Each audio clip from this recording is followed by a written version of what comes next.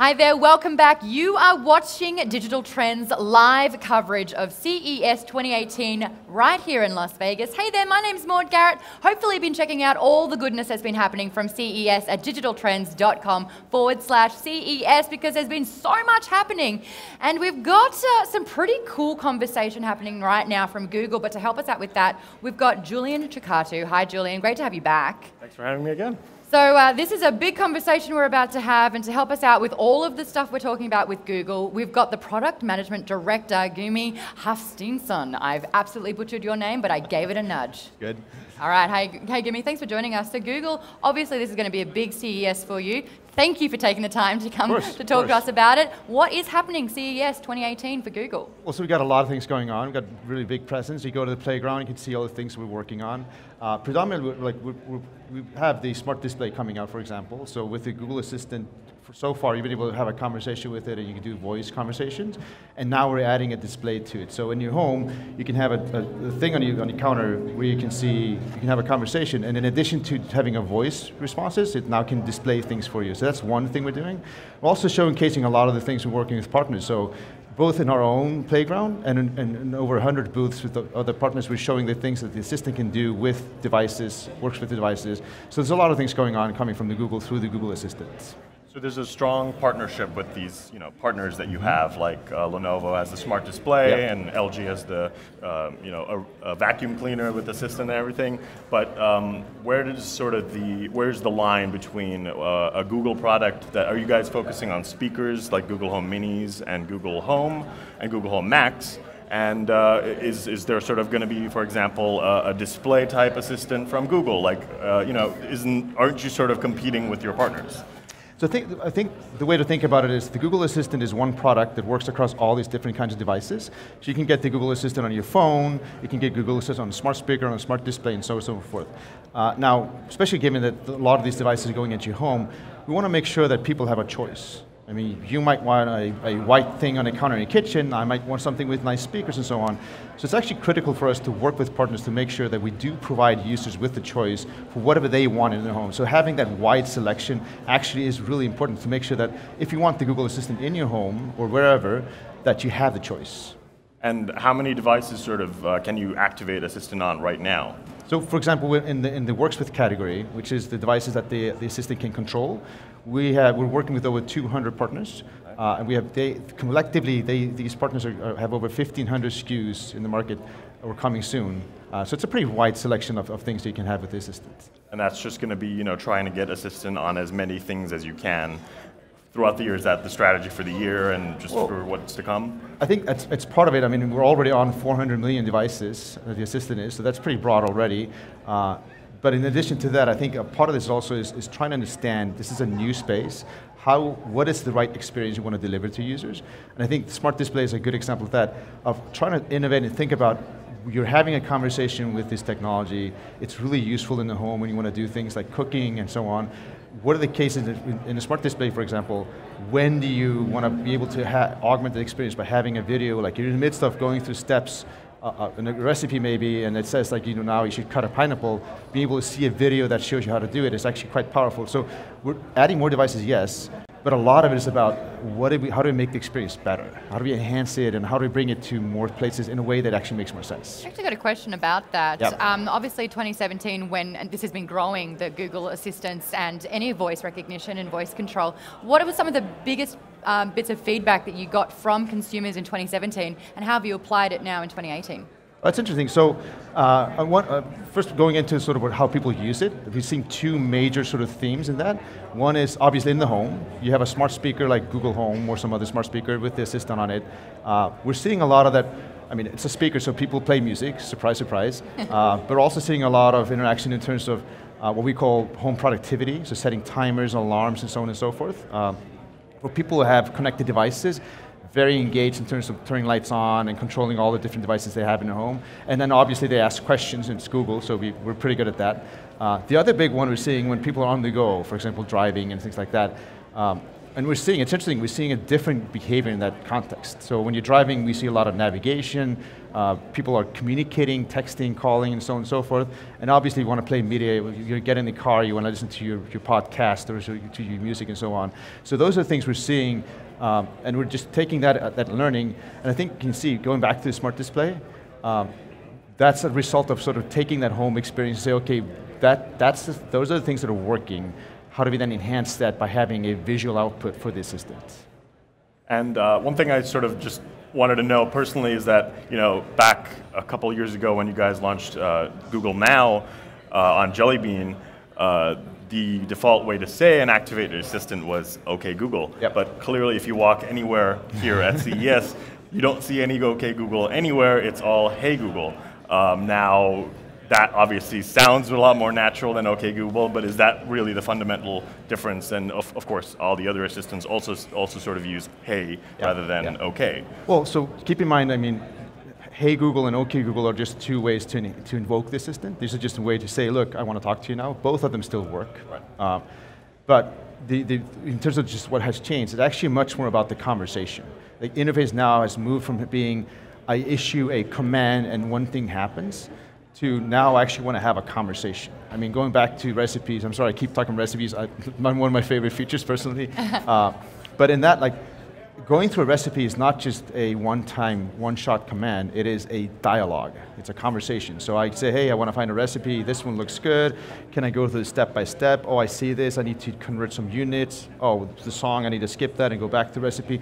That's the conversation. And I think the actual power of the system is coming through in that sort of extremely natural interface that it works across all kinds of devices. It works on a speaker, it works on a TV, it works on a smart display, it works on your phone. It's tremendously flexible and powerful because it's so natural to us, and that's actually what we're bringing with the Google Assistant. And how is that going to change? Like, for example, one thing I've always wanted to see in an assistant is this sort of a continuous listening type of function, not where it's, where you're listening to everything I say, but, instead of saying, hey Google, do this, hey Google, do that. Yep. And that's sort of a problem with assistants in general, and it can be, awkward. Yeah. So how do you sort of get around that? Is that something that's obviously being explored? I mean, absolutely, we think a lot about that. I mean, we want to make it as natural as possible. So a lot of the work goes into thinking about how do you get to that point that it doesn't feel like you have to think about how to engage with it. I mean, as a simple example, you can say adding one more way in addition to OK Google, be able to say, hey Google, it just makes it more natural, because if you can alternate or choose the one you prefer, that's actually better. But again, also we're obviously thinking about how do we make it so that it just feels naturally part of your everyday engagement.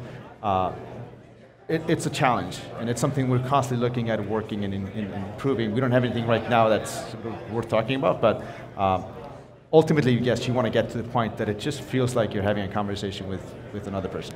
Keep bringing up conversation, and I wonder with Google Assist, when does it go from commands to companionship?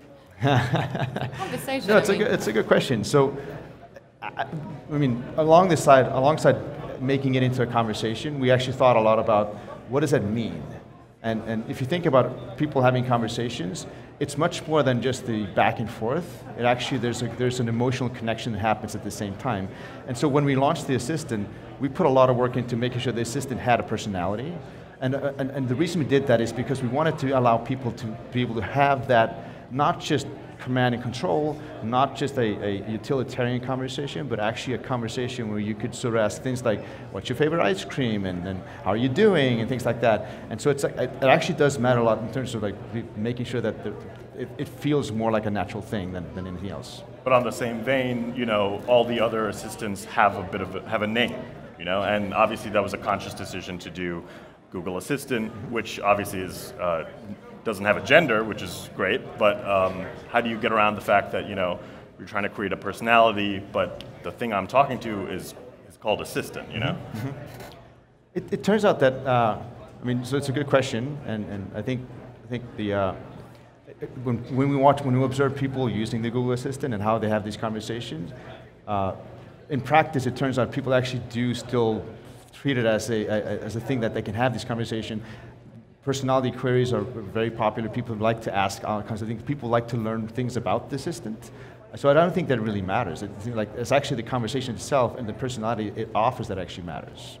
Got some comments coming in through here because we are streamed live on YouTube.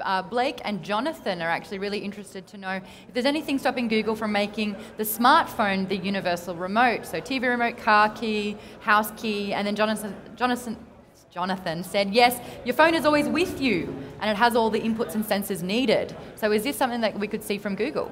Well, some of it already exists. So let me, if we go back to my own experience in terms of how I consume media in my home, it's basically a combination of a TV with a Chromecast connected, a Google Home smart speaker, and then my mobile phone. And I can sit down on my couch and I can go my mobile phone and say, hey, I want to watch this particular show and so on, and it will actually cast it to my TV.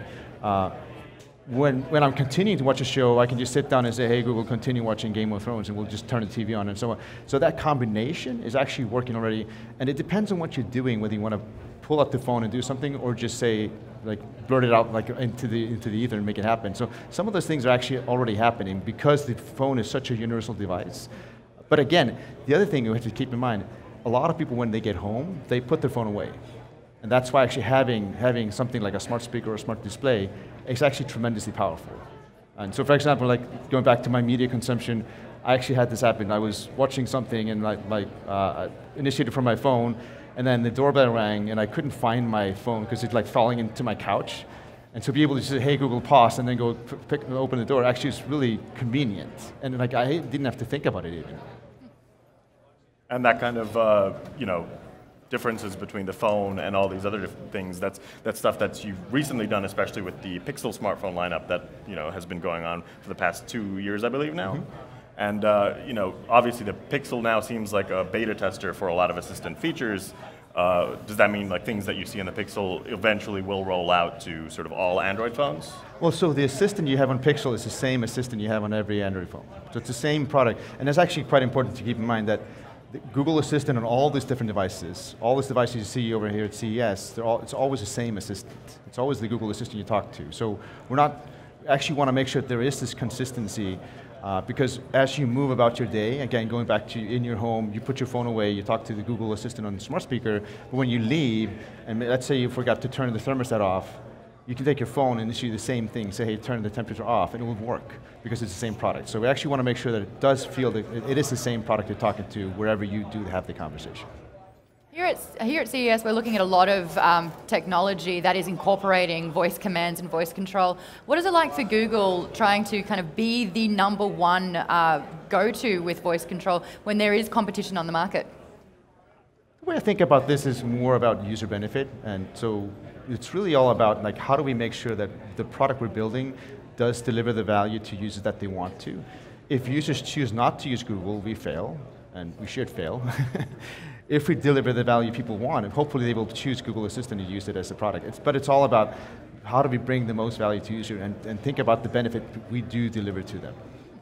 And what do you think is the drawing force that someone, they're on Amazon or they're in a store like Best Buy and they see Google Home and they see an Alexa device? What do you think sort of would draw them, or what would Google say draws them more towards a Google-powered device? I mean, it's a good question about sort of functionality. What we're seeing people, again, going back to how people use these products, it depends on what you have in mind. For example, if you like music and you want to be able to have that experience, and my experience is with any smart speaker, the friction of playing music goes so much down that you actually listen more to music. But you might choose to get the Google Home Max in that case because it's a really nice speaker. And so I think that you think about that sort of benefit. What are the things that people want to use it for? And then we'll pick the product according to that. I think the other thing that we've found that people seem to like a lot and is actually quite powerful is our ability to hold a conversation. You can go and say, find me some bakers nearby, we'll show you those, and then say, okay, pick the first one, and then say, how long does it take to get there? We are able to hold these natural conversations, which makes it much easier to learn how to use this product. So you don't have to learn a specific language. We are learning how people talk, and we want to adapt to that. So that's actually proven to be pretty popular. And on a final note, just wanted to, all these assistant devices here at CES, yeah. Just how many devices here at the show alone have the Google Assistant enabled? Oh wow! I do know that we're at over 100 booths. Okay. If you go to the playground, we have dozens and hundreds of devices on show there also that have the assistant in it. So it's actually pretty broad. Gummi, I know this has been a huge week for you, so really thank you for stopping by Digital Trends to have a chat about Google. Really appreciate that one. And if you do want to know anything else about what's happening with Google, chances are you'll find it at digitaltrends.com/CES. We are going to keep the live stream going. We've got so much more to happen with the CES. And I think up next is Comcast, so you don't want to miss that one.